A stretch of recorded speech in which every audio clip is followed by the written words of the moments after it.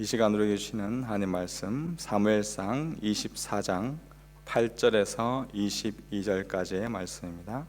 사무엘상 24장 8절에서 22절까지의 말씀, 주의 말씀 들으십시오.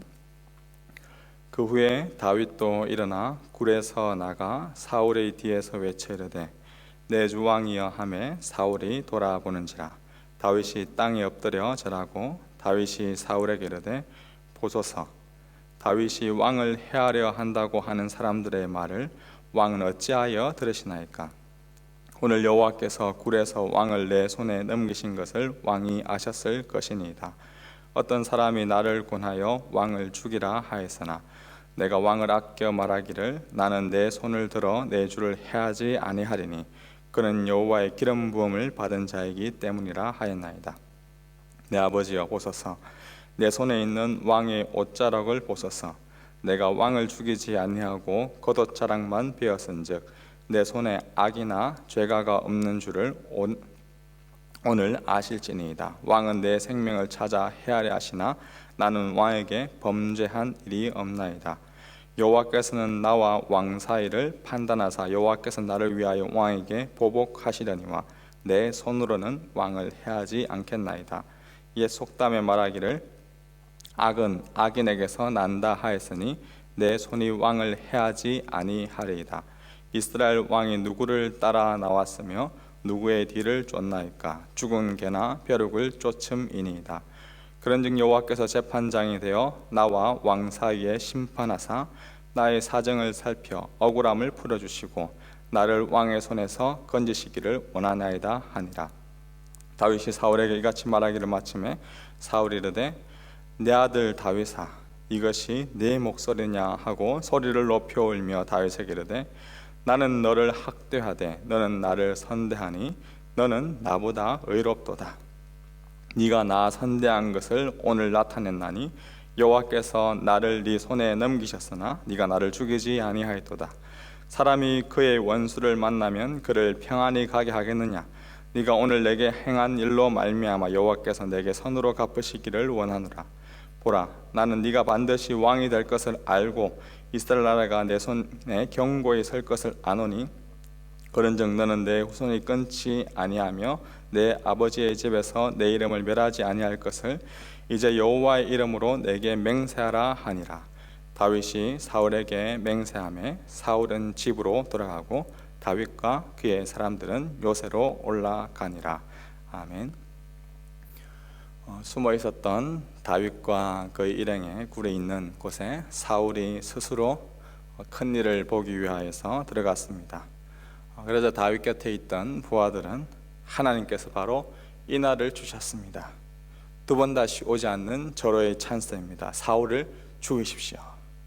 그러한 주의의 말들이 있었지만 다윗은 오히려 여호와의 기름 부은 자를 내가 어찌 해치겠느냐라고 말하며 그를 해하지 않습니다.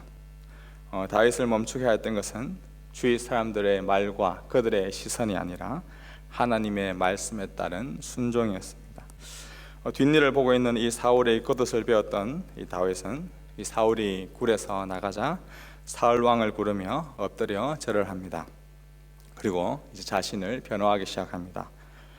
왜 제가 왕을 해하려 한다는 그런 사람들의 말을 듣고 저를 해치기 위해서 이렇게 하십니까?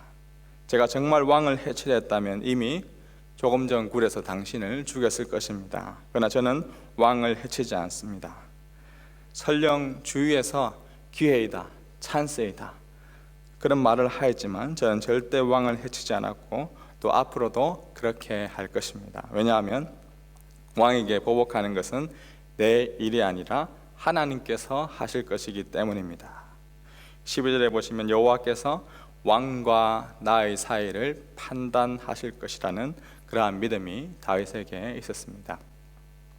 하나님의 말씀에 따라 하나님의 판단을 기다리며 살아가느냐 아니면 주위 사람들의 말과 시선에 따라 행동하느냐 오늘 우리의 삶을 돌아보아야 할 것입니다.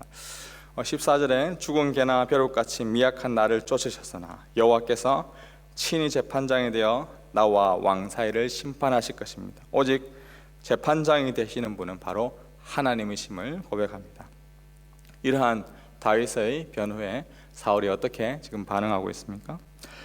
16절에 보니 내 아들 다윗아, 제 이세의 아들이라는 표현 아니라 내 아들 다윗아, 소리를 높여 울며 다윗의 선대에 고마하며 눈물을 흘립니다.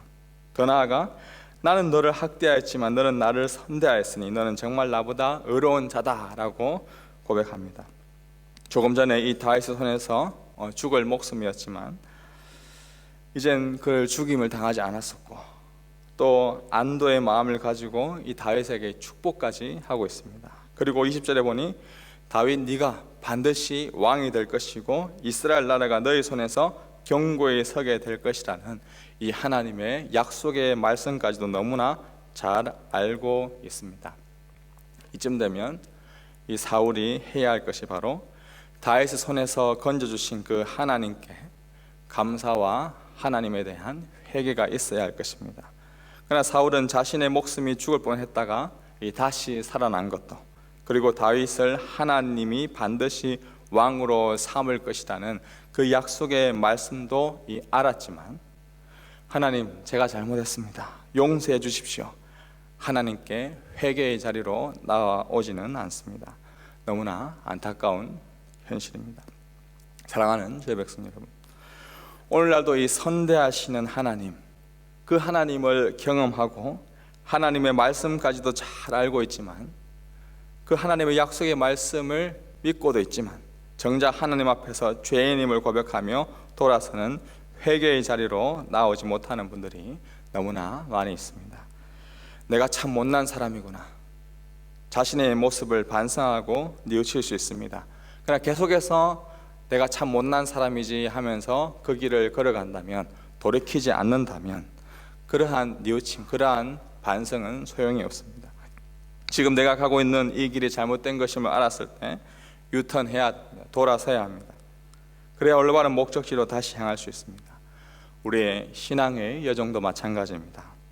나의 잘못을 반성하고 뉘우치는 것에 끝나는 것이 아니라 돌아서서 하나님께 향하고 그분의 말씀에 따라 엎드려서 그분 앞에 순종해야 하는 것입니다. 예수님을 잡으러 온 그 대제사장과 그의 무리들을 보십시오. 그 대제사장의 종 말고가 예수님을 잡고 헤아려 하자 베드로가 그의 귀를 잘랐습니다. 예수님을 지키기 위한 베드로의 이 정당 방어였습니다. 그러나 예수님은 그 대제사장의 종 말고의 귀를 치료하시고 그들에게 스스로 잡히십니다. 분명 하나님 아버지께 이 12군단 약 7만 2천만 명이 넘는 그러한 천사들을 보내달라고 할 수 있는 전능하신 분이시지만 예수님은 그렇게 하시지 않으셨습니다. 그 이유가 무엇입니까? 마태복음 26장 56절에 이렇게 고백하고 있습니다. 그러나 이렇게 된 것은 다 선지자들의 글을 이루려 함이니라. 하나님의 말씀이 다 이루어지도록 그분은 스스로 그 십자가의 길을 걸어가신 것입니다.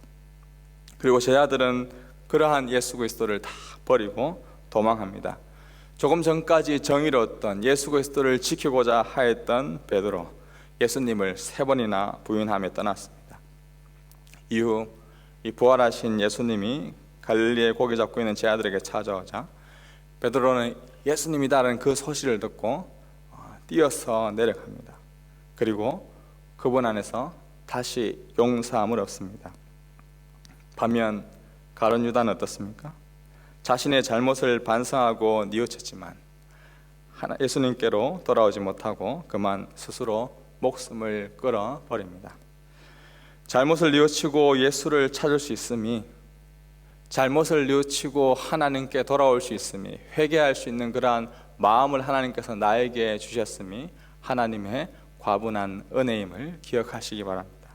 말씀을 들어도, 그리고 많이 알아도, 하나님의 말씀을 지식적으로 많이 깨달아도 회개하지 않으면 하나님의 가혹한 심판 앞에서 벗어날 수 없는 인생이 우리의 인생인 것입니다. 말씀 앞에 엎드리고 회개함으로 주님 앞에 나오는, 그 말씀 앞에 순종하며 나아가는 이 아침, 또 오늘 이 하루가 되기를 주님의 이름으로 축복합니다.